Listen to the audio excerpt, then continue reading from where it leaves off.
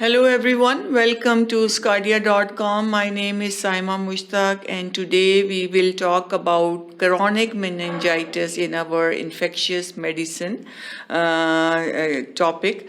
And then we already talked in detail about the acute meningitis, what were the different causes of acute meningitis. We talked about them in detail, about different bacteria causes acute meningitis. Then we talked about viral meningitis, different protozoa, helminths, all that causative agents we talked in detail that can cause acute meningitis.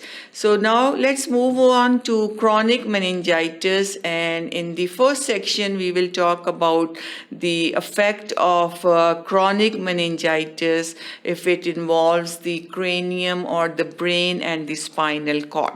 So intracranial chronic meningitis and spinal chronic meningitis, we will discuss that in the first section, and we will talk about the signs and symptoms of chronic meningitis, clinical pathophysiology, how the chronic meningitis develop and what are the systemic manifestations of chronic meningitis. And remember, especially we will talk about chronic meningitis in relation to the meningitis involving the brain and the spinal cord.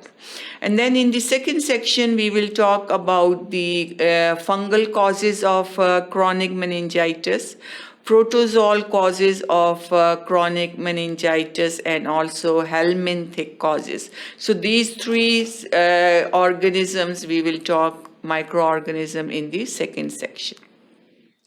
Then in the third section, we will talk about bacterial causes of chronic meningitis and then some viral causes of chronic meningitis.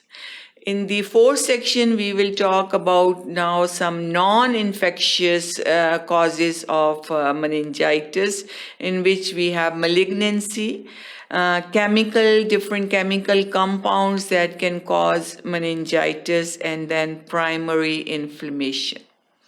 And then in the fifth and final section, we will talk about some different treatment options available for the treatment of chronic meningitis, how we approach to the patient, what's the empirical therapy for chronic meningitis, and also how we can manage the patient who is immunocompromised, whose immune system is compromised, because that low immune system is also related to development of chronic meningitis. People who are immunosuppressed, they are more prone to develop chronic meningitis. So all this will be covered in detail in our today's topic of chronic meningitis. Keep watching sqadia.com.